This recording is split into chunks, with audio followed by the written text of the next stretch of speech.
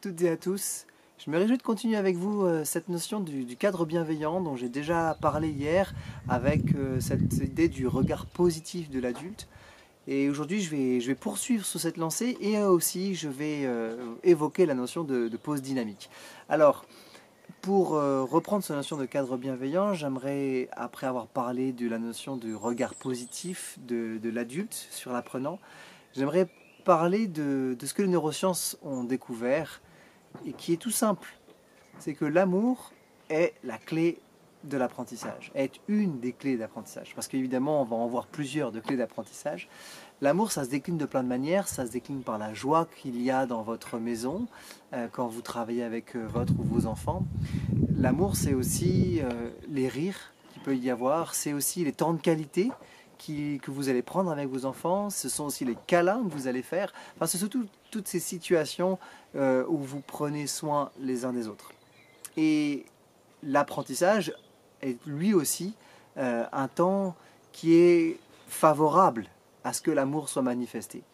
Michel Lobreau disait que le moteur de l'apprentissage, c'est le plaisir. Donc on ne peut pas séparer apprentissage et amour, c'est pas ça l'idée. Au contraire, c'est de les réunir pour pouvoir permettre à l'enfant d'entrer dans une dynamique joyeuse d'apprentissage, parce que c'est là qu'il va y avoir la meilleure rétention d'informations. Alors, si on parle d'amour, eh bien, on pense aussi à ce qui est totalement opposé, c'est-à-dire les paroles humiliantes. On va penser aussi à tout ce qui est violence verbale, physique, tout ce qui va être punition à répétition. Tous ces éléments-là, en fait, sont des bloqueurs de l'apprentissage. On peut dire qu'il faut un cadre, ça c'est nécessaire. Je le développerai, la bienveillance ne signifie pas l'absence de cadre, mais ce que j'ai évoqué comme bloqueur, on est plus dans l'autoritarisme. Et d'ailleurs, nous avons découvert grâce aux neurosciences que le bloqueur, le principal, l'ennemi numéro un de l'apprentissage, c'est la peur. La peur, quelle qu'en soit l'origine, qu'elle nous paraisse à nous adultes légitime ou pas, un enfant, s'il a peur de quelque chose, il ne pourra pas apprendre efficacement. Donc, il va s'agir d'être vigilant pour nous, parents, dans cette situation de confinement, dans cette situation aussi de crise sanitaire, avec tout ce qu'on entend parler sur le coronavirus. Il n'est peut-être pas judicieux que les enfants passent beaucoup de temps à voir le journal télévisé, par exemple, avec les dernières nouvelles, avec les chiffres qui augmentent. Finalement, c'est quoi l'intérêt ? Est-ce que nous ne risquons pas de générer davantage de peur, et quand il faudra les mettre au travail, eh bien, ça va être plus compliqué. Donc, davantage privilégier ce message rassurant, où bien nous sommes en sécurité, nous sommes les uns avec les autres, nous sommes chez nous, et nous avons le temps aussi, de nous lancer dans l'apprentissage. Voilà un petit peu pour cette notion de cadre bienveillant, ces fondements sur cette bienveillance-là. Il me semble que nous avons ici les outils nécessaires pour pouvoir entamer un travail, pour pouvoir entamer les apprentissages de manière paisible. Je développerai davantage dans les jours suivants des outils très précis sur cette notion de bienveillance avec des choses à mettre en place au sein de la famille. Mais pour terminer, comme je l'ai évoqué hier et en début de cette vidéo, je voudrais vous parler des pauses dynamiques. Alors les pauses dynamiques, c'est quelque chose que j'affectionne particulièrement, que j'utilise moi-même dans mes formations, que j'utilise dans mes coachings. Et cette pause dynamique, bien, elle part du principe que la capacité attentionnelle d'un enfant est équivalente à environ, c'est une moyenne, à 1 minute par année d'âge. Donc très concrètement, ça signifie qu'un enfant de 10 ans va avoir une capacité attentionnelle optimale de 10 minutes. Optimale, ça veut dire qu'évidemment, arrivé à 15 minutes, il sera encore possiblement concentré, attentif à ce que vous dites. Mais au bout de 20 minutes, vous l'avez certainement perdu, largement perdu. On sait par contre qu'arrivé à 20-25 ans, ça n'augmente plus, c'est-à-dire que c'est une moyenne chez l'adulte d'avoir une capacité attentionnelle d'environ 25-30 minutes. Cette notion de capacité attentionnelle, elle est valable sous la contrainte, en termes dans une dynamique où l'enfant n'a pas trop le choix, dans une dynamique où il n'y a pas le plaisir justement. S'il n'y a aucun plaisir, la capacité attentionnelle est évidemment réduite et en tout cas elle ne pourra pas dépasser cette moyenne-là. Si par contre il y a beaucoup de plaisir chez l'enfant, si l'enfant a une grande envie de découvrir une notion particulière, eh bien il va pouvoir être concentré beaucoup plus longtemps.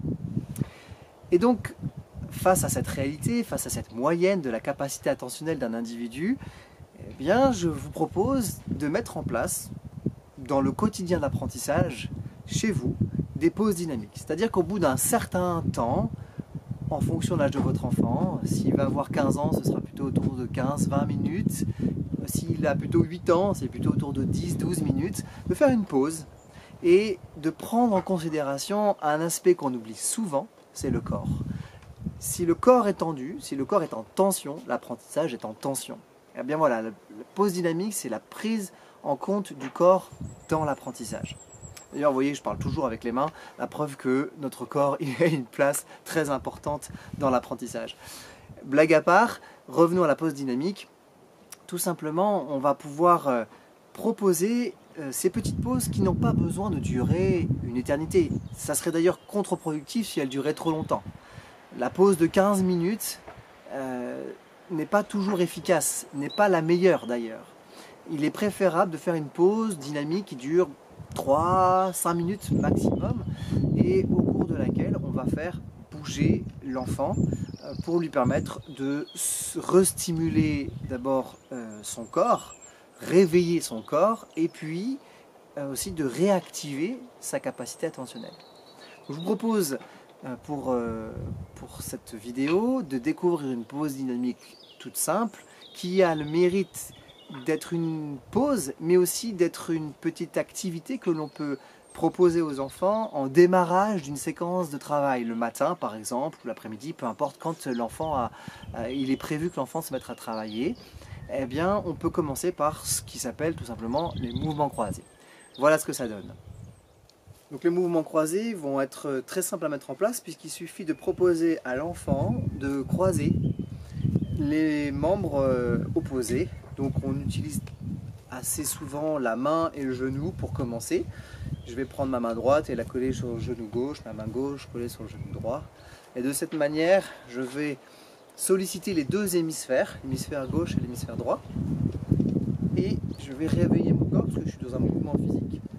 Voilà, donc je peux faire ensuite un mouvement pied-main devant. Je peux le faire derrière. Et ça, les enfants vont être fans parce que ça les met en mouvement. Ça les met aussi un peu au défi. Certains vont avoir du mal à le faire. Alors certains vont avoir beaucoup de facilité. Et pour ceux qui peineraient, il ne s'agit pas de les corriger. Il ne s'agit pas de leur dire ce n'est pas comme ça. Simplement d'être dans une attention conjointe et puis de dire regarde, moi je fais comme ça.